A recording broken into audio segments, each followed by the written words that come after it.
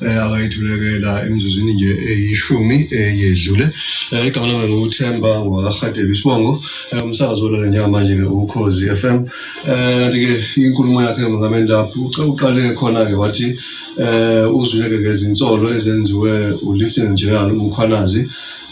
uNhlanhla Mkhwanazi ukhomishana wamaphoyisa kwisifundazwe kwaZulu-Natal izinsolo azenzile ezokuthi ke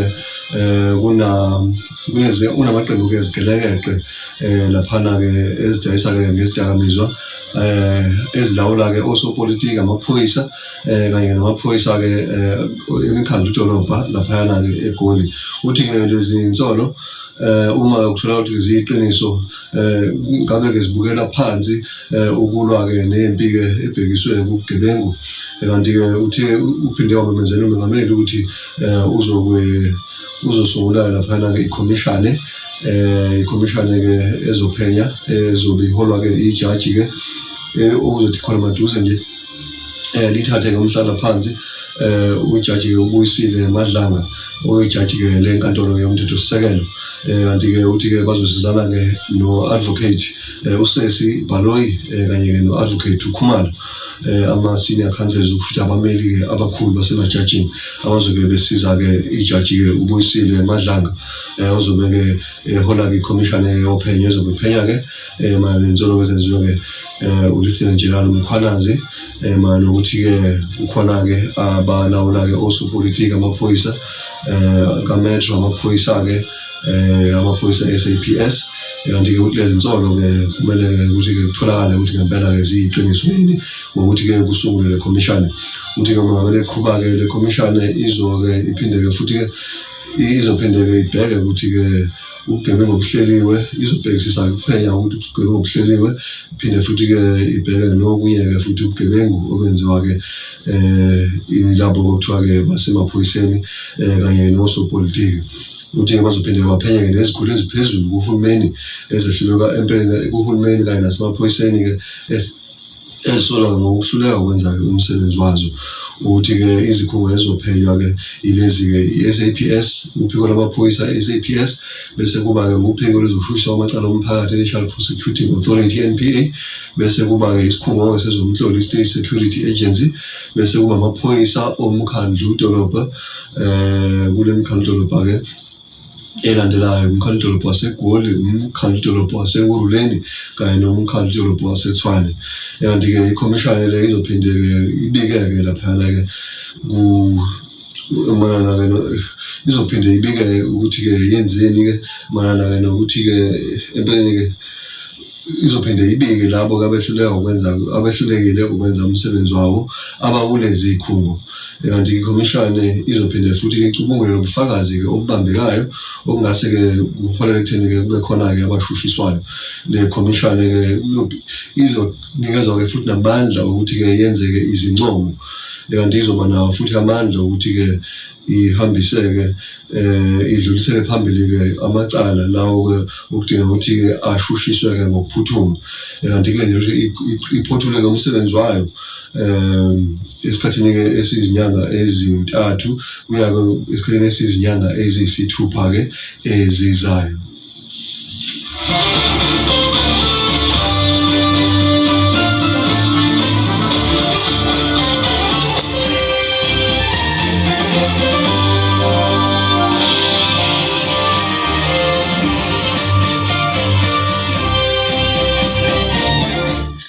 qhubeka umongameli uthekele commission ke izobika ke izomnikeza umbiko ke wesikhashana oqala esikhathini ke sizinyanga ezintathu ezinyangeni ke eziyisithupha kanti ke ungqongqoshe wamaphoyisa uSenzo Mchunu yena ke uzonikezwa ke ikhefu ngesikhathi ke kusenziwa ke lolu phenyo bese kuthi ke umemezeleke uprofessor uSolwazi uFiroz Khachane njengongqongqoshe ozobamba ke lesikhundla kanti ke lona ke ozobamba lesikhundla uprofessor uKhachane ubengungqongqoshe ke wezokuphepha komphakathi lapha yana kwisifundazwe iGauteng njengamanje ke ungusolwazi lapha eNyuvesi yaseVet Witwatersrand Vet kanti ke usenxuseke wonke ke amaphoyisa ukuthi ke asebenze ngokuzimisela ngesikhathi ke saqhutshekwa ke nalolu phenyo kanti ke umuseni abantu bakuleli ke lapha ke eNingizimu Afrika ukuthi ke baqhubeke nokuthi ke baweseke kumsebenzi ozokwenziwa ke ile commission uyena ke loyo umongameli wezwe obekethula ke inkulumo yesizwe ukuphinde ke futhi ke sikhumbuze nje ukuthi ke umongameli utheni uyamemezela ukuthi ke kuzosungulwa ikhomishane ezophenya kabanzi ke ngezinsolo ezenziwa yiloyo ke ongukhomishane ke amaphoyisa kwisifundazwe saKwaZulu-Natal uJenene uNhlanhla Mkhwanazi manje insolo akazenzile ukuthi ke kunosopolitiki kanye ke namaphoyisa izikhulu zamaphoyisa ezilawulwa ke ilabo ke abayizigelekeqe ezidayisa ke ngesidakamizwa kanti ke lezi insolo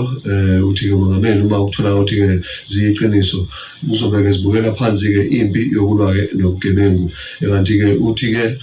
usejubeke ijaji ke ubuyisile Madlanga oyijaji lenkantolo yomthethosisekelo ukuzothi nje maduze athathe ke umhlala phansi njengoba ke nje uthi asebenze ke ahole ke le commission ke ezobiphenya kanti ke abasizi bakhe kuzobeke ku-advocate uSesi Baloyi kanye no advocate Khumalo kanti ke umemezele nokuthi ke umnumzane uSenzo Mchunu obenguNgqongqoshe wamaphoyisa usemnikeze ke ilivu ke ekhethekile ikhefu ke ekhethekile kanti ke isikhala sakhe sizothathwa ke laphana ke uProfessor uFiroz Khachale obenguNgqongqoshe ke wezokuphepha komphakathi kwisifundazwe ke Gauteng kanti ke njengamanje ke usabambeke isikhundla laphana ke eNyuvesi yaseVet bathi Srande Vet kanti ke uzoshiya ke isikhundla ngasekupheleni ke kwenyanga kaJuly bese kithatha ke isikhundla ke sokuba uNgqongqoshe wamaphoyisa ngasekuqaleni kwenyanga kaAugust uNcwaba kanti ke uthi ke khona maduze nje uzobe eseqoka ke uNgqongqoshe ke ozobamba kwesikhashana ukuze kube ke uFiroz Khachale uSolwazi uFiroz Khachale uthatha ke lesikhundla ngasekupheleni kaAugust okusho ukuthi ke umongameli uSiril Ramaphosa sazoqoka omunye ke uNgqongqoshe usazobamba okwesikhashana ngesikhathi kusalindele ukuthi ke uSolwazi uFiroz Khachale athathe ke lesikhundla ngasekupheleni ke kwenyanga ke uJuly sibeke lapho ke le ngosi ke ukusakaza ke okwesikhashana la kade ke sithula inkulumo yomongameli sinethemba sinanyane ke ngehora lesihlanu kusase kuseni kuze namuhla uBusiswe Mkhize uzobe khona ke la sisihlaziya nje ukuthi ke yini ke ekade eyisho umongameli nezinhlaka ezahlukahlukene kungaba ke isaphu inyana yamaphoyisa isaphu kanye ke nongoti ke emkhakheni ke othinta ke ezepolitiki kanjalo ke nezokuphepha kwezwe nethamene ke ezanamuhla ziyaqhubeka inhlelo zomsakazi uKhozi FM.